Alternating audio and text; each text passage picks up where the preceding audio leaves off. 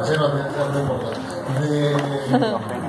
del desarrollo en las moscas en Drosophila para tener como elemento de comparación. Hoy vamos a hablar de algunos aspectos de desarrollo mamíferos y vamos a ver que algunos de los elementos que estuvimos analizando se dan más o menos de la misma manera cuando pensamos en mamíferos. Y vamos a estar trabajando sobre todo sobre el modelo de ratón.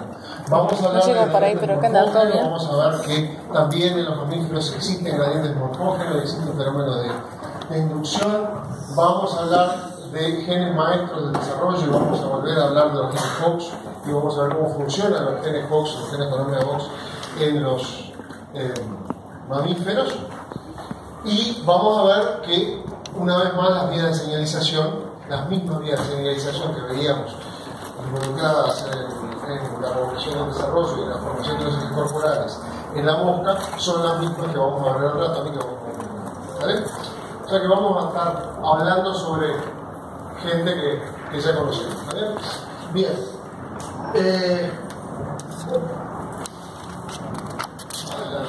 Ahí. Esta todavía, como ya lo hemos visto bastantes veces, cuando analizamos el desarrollo del mamífero tenemos que tener presente que esto presenta un montón de dificultades y hay que trabajar con distintos organismos modelos. El modelo por excelencia es ratón, pero acá trabajamos sobre todo ahora en inferencias a partir de lo que conocemos de los organismos, y cuando conocemos, por ejemplo, una serie de genes vinculados al desarrollo en Drosophila, una de las cosas, ahora que existe información genética y genómica de estos organismos, es tratar de salir a buscar si el mismo gen que cumple una determinada función en Drosophila existe en el hombre o en el ratón. Es decir, a ver si hay un gen homólogo, un gen que cumple exactamente el mismo papel. Y ese es uno de los mecanismos de ir descubriendo qué es lo que sucede y cuáles son los principales genes vinculados a este proceso en los mamíferos. Recuerden ustedes que a partir de que conocemos los genomas nosotros podemos ahora cambiar la dirección en la cual se trabajaba la genética. Cuando trabajamos en la mosca trabajamos aislando mutantes y después yendo a ver cuáles eran los genes responsables de esa función y de esa mutación. Acá nosotros podemos arrancar del gen que conocemos de la mosca, trasladarlo al modelo de ratón y tratar después de ver si logramos hacer, por ejemplo, un ratón knockout para ese gen o disminuir la expresión de ese gen temporalmente para ver qué es lo que sucede con eso, y tratar de verificar experimentalmente si efectivamente se está cumpliendo lo mismo que conocemos del otro modelo o no. ¿Está bien? ¿Hasta ahí vamos bien? Bien. Bien, entonces el desarrollo del embrión humano también depende de una cascada regulatoria, como lo vimos en el caso de los insectos. Esta cascada regulatoria tiene que ver con una jerarquía de factores de transcripción. Hay un primer paso, una primera fase en todo eso, que es una serie de factores de transcripción que determina la formación de los ejes corporales y regulan una serie de factores de transcripción del segundo paso.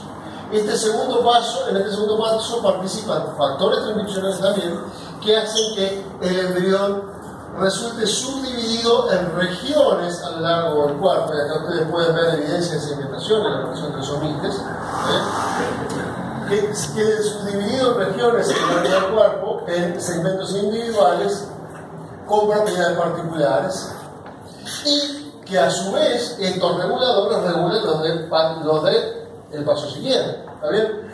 Que son también factores de transcripciones que causan que cada uno de los segmentos, cada una de las regiones de este embrioncito en desarrollo adquiera características particulares. ¿Está bien? Características particulares de acuerdo a dónde se ubica en ese embrión, en el eje anteroposterior, en el eje dorsoventral.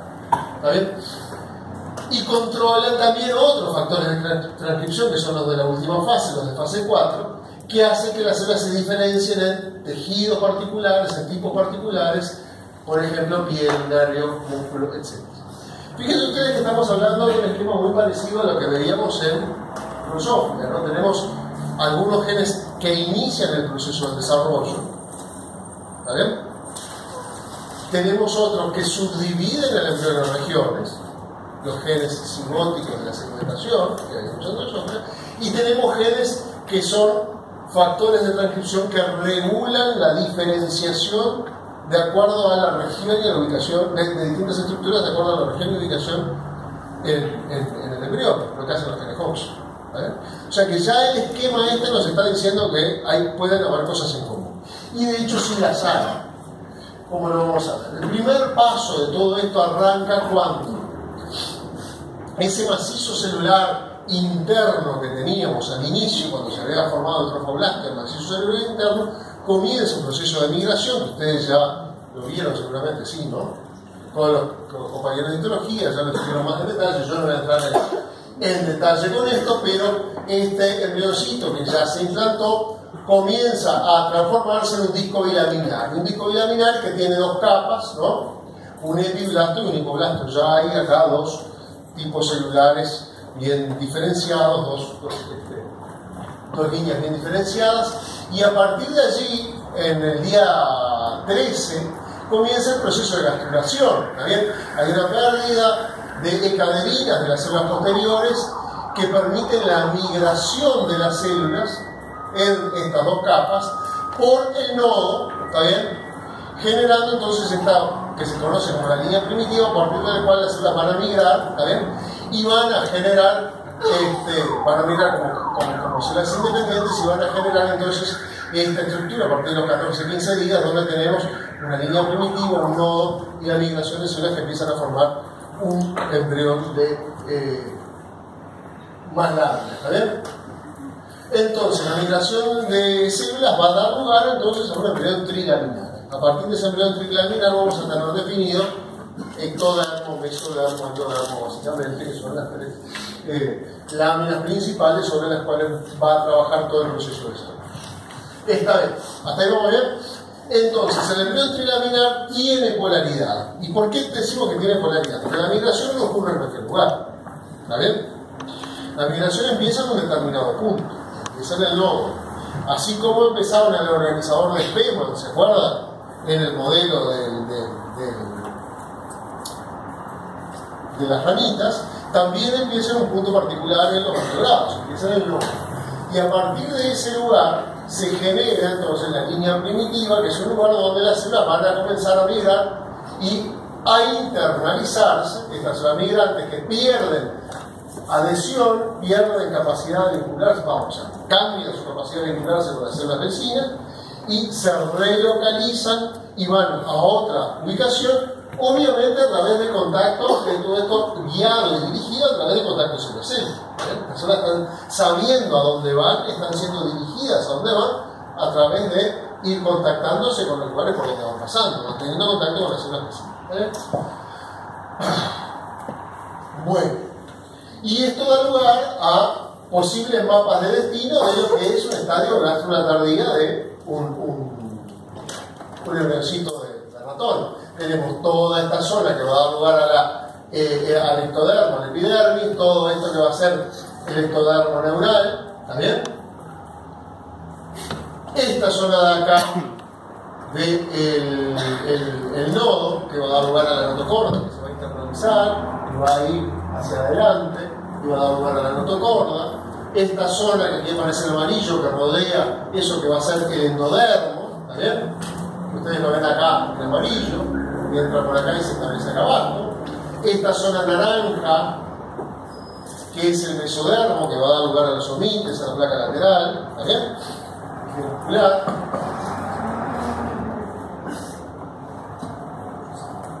Mesodermo embrionario, etcétera, etcétera. Entonces, el embrión trilaminar tiene polaridad por la migración de las células a través del nodo. Y esto ocurre de una determinada manera. Y esto tiene que ver, esta polaridad tiene que ver con, una vez más, como sucedía en el caso de Drosophila, con gradientes de concentración de distintos morfógenos. ¿Vale? ¿Y cuáles son los morfógenos que tenemos en este caso?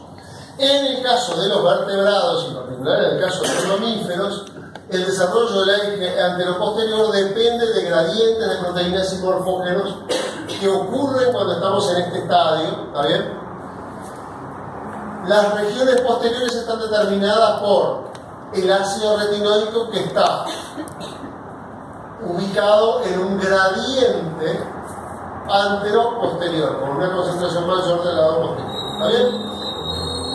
Por su parte, otros factores, por ejemplo, WNT, los BMP, los FGF, aquellos que eran ligandos de factores de transducción de señales, también se ubican en un gradiente antero-posterior, y los antagonistas de estos factores de transducción de señales se ubican en un gradiente antero-posterior. ¿Está bien? Un gradiente opuesto. Entonces, las regiones anteriores surgen por bloqueo de señales anteriores, y finalmente el patrón antero-posterior queda determinado por la expresión de los distintos genes Hox, como ocurre también en drosófila. ¿Está bien? Bien. Vamos a tratar de ver esto un poquito más en...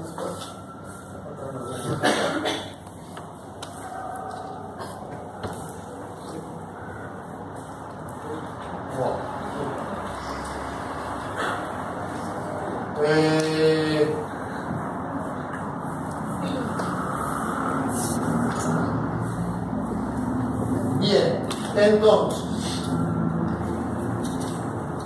los vertebrados, debemos considerar los vertebrados como animales segmentados. ¿Tienen los vertebrados unidades segmentadas que expresan distintos genes Hox? Sí, los vertebrados tienen ese tipo de unidades segmentadas que expresan distintos genes Hox. Estos son, por un lado, los omiques que ustedes conocen, y que van a dar lugar a distintos tipos de estructuras, músculos de espalda, las extremidades, cartílagos, huesos, vértebras, costillas. Ustedes pueden ver que la estructura, por ejemplo, de las vértebras es a partir de unidades individuales que difieren en las distintas regiones: la región de la cabeza, la región del cuello, la región torácica, la región abdominal, la región lumbar, etc. Similar a lo que ocurre con los segmentos de drosófila.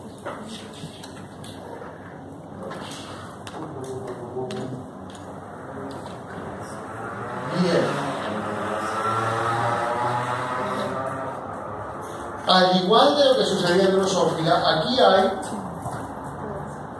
decíamos, una serie de genes Hox que también están organizados y ordenados a lo largo de un cromosoma y a lo largo del eje del cromosoma, y que también se expresan ordenadamente desde 5' hasta 3' en la región posterior a la arteria. Pero a diferencia de lo que sucedía en la drosófila, que teníamos dos complejos de genes Hox, el complejo ultravíctorax, que se expresaba en la región posterior, y el complejo anterápide, que se expresaba en la región anterior, en el caso de los mamíferos tenemos eso multiplicado por 4. ¿Está bien? Fíjense ustedes que el clúster de genes Hox-B tiene casi que un gen equivalente a cada uno de los que aparece en drosófila. B9 es equivalente a abdominal B, B8 abdominal A, B7 ultravítorax, B6 anterapidia, B5 a SCR, B4 a BFF, hay un B3 que en drosófila no está, B2 a PB, B1 a LAR. Hay una correlación casi perfecta, ¿saben? Pero en otros cromosomas tenemos otro complejo de genes Hox, A1, A2, A3, A4, A5, A6, A7, y acá tenemos esto que se amplificó. El gen que correspondía a abdominal B se amplificó y tenemos A9, A10, A11, A13. Lo mismo sucede en otro cromosoma donde tenemos el complejo Hox-C, lo mismo sucede en otro cromosoma donde tenemos el complejo Hox-D. De manera que los genes Hox tenemos más genes Hox que se expresan en distintos tejidos, pero también se expresan de manera ordenada. Los genes Hox 3' se expresan más anteriormente que los genes Hox que están más del lado circular. Y esto lo podemos visualizar en los embriones. Fíjense ustedes, acá lo que tenemos es la expresión del gen Hox-B1, y ustedes ven que el gen Hox-B1 se expresa aquí delante y todo a lo largo del embrión.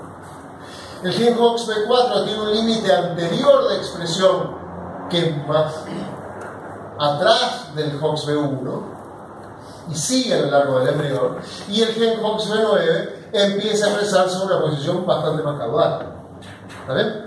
Quiere decir que acá también estamos viendo que los genes Hox se expresan ordenadamente a lo largo del embrión en el eje antero-posterior de la misma manera que lo hacían los genes Hox en la drosófila. ¿Se acuerdan que decíamos que se iban expresando progresivamente de adelante hacia atrás? Bien. Entonces, diferentes genes HOX se expresan en distintos lugares a lo largo del eje antero-posterior, desde el cerebro posterior hasta la cola, y hay un patrón de desarrollo del eje antero-posterior que corresponde entonces con la hipótesis de desarrollo a partir de un código HOX como el que existía Por ejemplo, si tenemos 4 genes HOX, el primer gen se va a expresar a lo largo de toda esta zona del embrión y va a determinar nuestros tejidos. El segundo, solapadamente, pero a partir de aquí hacia atrás. El otro, solapadamente de aquí hacia atrás. Y el otro, de aquí hacia atrás. ¿Está bien? Los niveles de transcripción de estos genes, entonces, los márgenes anteriores donde se empiezan a expresar, se ven de esta manera. ¿Se acuerdan que decíamos que teníamos 4 grupos de genes HOX? Entonces aquí miren ustedes cómo se expresan en las distintas regiones a lo largo del embrión los distintos genes HOX. Por ejemplo, los genes HOX A1 y B1 se expresan prácticamente a lo largo del proteína. ¿Ven? A3, D3 y A3 y D3 están acá. Y D4 también está acá, B4 está acá, A4 está acá. Ven ustedes que todos estos se empiezan a expresar a partir de la región que va a ser cervical y de ahí está atrás. ¿Está? Todos los genes HOX5, A5, HOX A5, HOX B5, HOX C5 se expresan en esta otra región. Los genes HOX6, HOX C6, HOX A6 se expresan de la región torácica hacia atrás. ¿Está bien? Los 7, los 9, etc. La región torácica implica entonces la expresión de todos los genes HOX anteriores. ¿Está bien? HOX 1, HOX 3, HOX 4, HOX 5, HOX 6, HOX 7, HOX 9, HOX 8, HOX 9. Pero los últimos genes, los más posteriores, los genes abdominales, no se expresan en la región torácica. Ustedes, los genes, bueno, A10 sí, 9, 10 empiezan a expresarse recién en la región lumbar. Entonces, progresivamente los genes HOX se van expresando cada vez más atrás, como lo vemos aquí. Bien. ¿Qué es lo que sucede cuando nosotros tenemos mutaciones de pérdida de función de un gen HOX? ¿Se acuerdan qué pasaba cuando teníamos una mutación de pérdida de función de un gen HOX en los ojos? ¿Se acuerdan de lo que pasaba con un gravitórax? Cuando el gen VX estaba mutado, VX no se expresaba, por lo tanto VX no reprimía a los genes anteriores, al gen antenapidia, y el segmento del cuerpo donde debería expresarse ultravitórax adquiría las características del segmento inmediatamente anterior. ¿Está bien? Porque el patrón de expresión de antenapidia se corría hacia atrás. ¿Está bien? Porque no tenía quien lo reprimiera. ¿Se acuerdan de eso? Bueno, en la vertebrado pasa exactamente lo mismo. Es decir, nosotros tenemos exactamente el mismo mecanismo de reproducción. Fíjense ustedes acá este ejemplo. A ver, mutaciones de pérdida de función de los genes HOX en ratones. Entonces, ¿cómo podemos investigar si esto es lo mismo? Bueno, tenemos que silenciar los genes HOX. Nosotros sabemos que existen los genes HOX y calculamos que tienen más o menos el mismo aspecto que los genes HOX de los ojos. ¿Pero qué es lo que pasa? Acá lo que nosotros tenemos que hacer es, si miramos el embrión de ratón, nosotros tenemos 7 vértebras cervicales, 13 vértebras torácicas, 6 vértebras lumbares, una región sacra y una región caudal. ¿Está bien? La vértebra torácica tiene la característica, además de tener costillitas, ¿no? O sea que las podemos identificar fácilmente. En un ratón normal, lo que nosotros tenemos es esto, la región torácica con costillas hasta la vértebra 13, luego la región lumbar y luego la región sacra. ¿Está bien? Pero si tenemos ratones knockout para todos los genes HOX10, esto quiere decir que tenemos que hacer ratones knockouts tanto para HOX-A, HOX-C y HOX-D. ¿Está bien? Porque tenemos HOX-A10, pero también tenemos HOX-C10 y HOX-D10 que se van a expresar solapadamente. ¿Está bien? Volvemos para atrás. HOX-A10. ¿Y el B? HOX-C10, que no lo veo. No hay. Pero debería andar por acá. Y HOX-D10. ¿Está bien? Nosotros tenemos que silenciar a todos. ¿Ah? Silenciamos todos los HOX. hacemos ratones knockout, ¿se acuerdan? Ratones transgénicos, metíamos un gen reportero que interrumpía la secuencia codificante del gen, hacíamos que eso recombinara en determinadas células. Esas células las metíamos en un embrioncito, ese embrioncito en una mamá ratona, generábamos ratones heterocigotas, cruzábamos ratones heterocigotas machos y hembras hasta encontrar embriones homocigotas para la mutación que nos interesa, que es HOX-A o HOX-B o HOX-C. Entonces, ratones knockout para todos los parálogos de HOX10 y 11, HOX10, sin HOX10A, sin HOX10C, sin HOX10D. Fíjense ustedes lo que sucede. Las vértebras de las, las vértebras de la zona lumbar desarrollan costillas. ¿Está bien? Quiere decir que cuando HOX10 no está funcionando, la región lumbar está expresando las características de la región inmediatamente anterior, la región torácica. Esto es una mutación homeótica. ¿Está bien? Bárbaro. Muy bien. Fíjense ustedes qué sucede acá con la región sacra. Son tipo flotón. El sacro tiene esta tipo de estructura que forma parte de la región sacra. Cuando no tenemos los genes HOX11, la región sacra adquiere las características de la región lumbar. Una mutación homeótica. ¿Está bien? Bien. Entonces,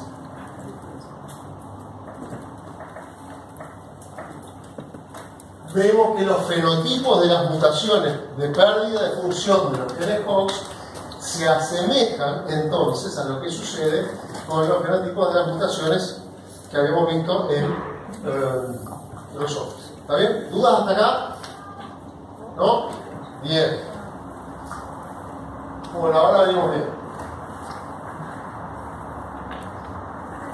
¿Cómo se regulan estos genes HOX en vertebrados? ¿Cómo prendemos y apagamos estos genes? Acá estaba lo que andaba buscando, se le había preguntado. Habíamos hablado de que había gradientes de morfógenos a lo largo del gen. ¿Está bien?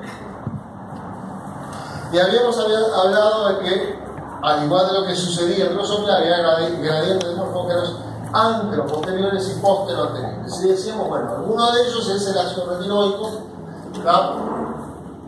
Que forma un gradiente postero-anterior, es decir, hay una concentración mayor en la región posterior que en la región anterior. Y esto está controlado tanto por síntesis como por degradación diferencial del ácido retinoico. Y hay también gradientes de WNT, de FGF8 y de ácido retinoico, que son los que activan los genes caudal. ¿Se acuerdan de caudal? En Drosophila, que era un gen materno que se le daba, su mensajero quedaba distribuido en todo el embrión, y era regulado negativamente por Beacon. Muy bien, ¿se acuerdan? Vamos bien. Y que a su vez después caudal regulaba otros genes y era, por ejemplo, activado por Hunchback, etc. Bueno, bien.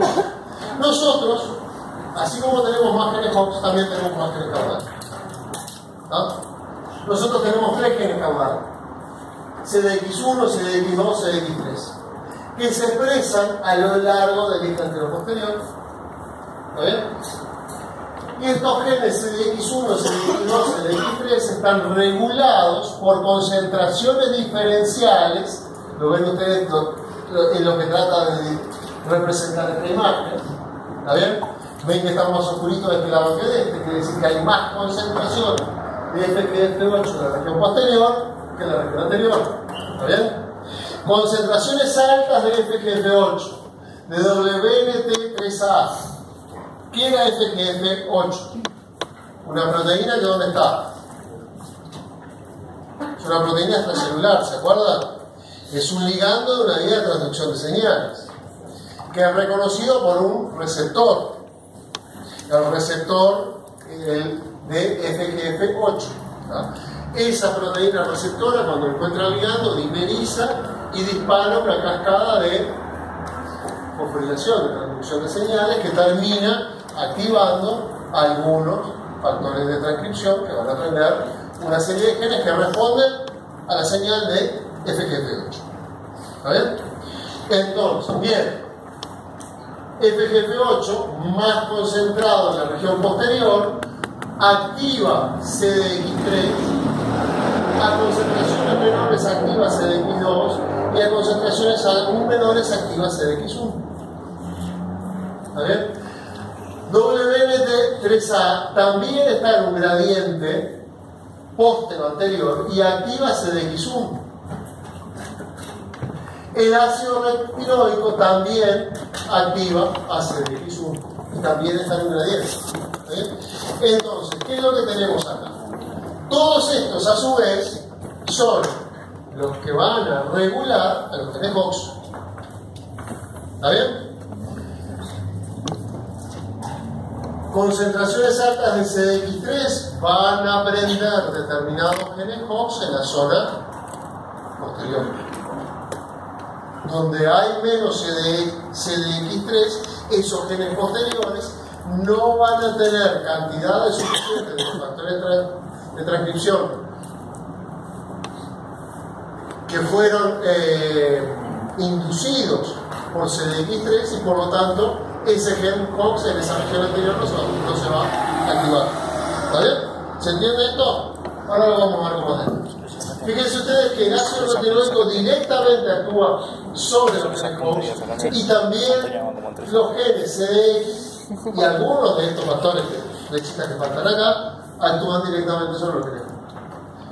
Nuevamente tenemos una red de regulación como lo que teníamos en nosotros. ¿Se acuerdan que teníamos un esquema muy complicado con flechitas y barritas cuando veíamos cómo se activaban diferencialmente los genes paternos y los genes maternos? Bueno, esto es lo mismo. Entendemos bastante menos de cuáles son las reglas y quién regula quién, porque es un sistema bastante más complejo, porque hay más genes y porque es más difícil de estudiar, pero el mecanismo esencial parece ser el mismo. ¿Está bien? ¿Hasta acá vamos bien? ¿Sin dudas? Bien. Entonces, ¿cómo actúa esto?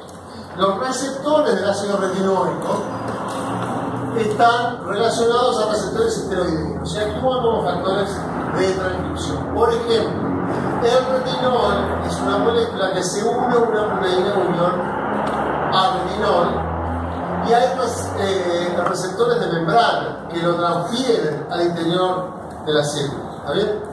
Entra en el citoplasma, se une a determinadas proteínas, por ejemplo, las RBP, ¿ah? La proteína unión al ácido retinoico, ¿ah? Y esto sufre una serie de modificaciones, este retinol, hasta formar el ácido retinoico, ¿está bien? Que a través de algunas enzimas, como por ejemplo la CYP26, produce determinados metabolitos, y este ácido retinoico difunde de esta célula y puede ingresar en esta otra célula. En esta otra célula va a tomar receptores y sobre todo receptores citoplasmáticos del estilo de los receptores esteroideos, receptores que están en el citoplasma y que están esperando un ligando. El ligando es el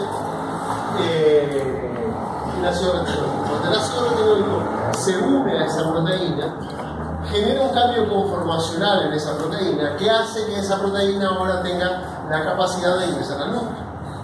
Y cuando ingresa al núcleo, busca en otro dominio que tiene un dominio de reconocimiento de ADN, sitios en el ADN que tengan una secuencia particular de reconocimiento. ¿Esos sitios dónde se encuentran? En los promotores y potenciadores de los genes que corresponden al ácido retinoico. ¿Y qué van a hacer esas proteínas pegadas allí? Van a convocar a la RNA polimerasa 2 para que se pegue en ese promotor y comience la transcripción de ese gen. Es decir, van a encender la transcripción de un gen. ¿Está bien? Entonces, este retinol producido por esta célula va a terminar frente a un gen. ¿Está bien?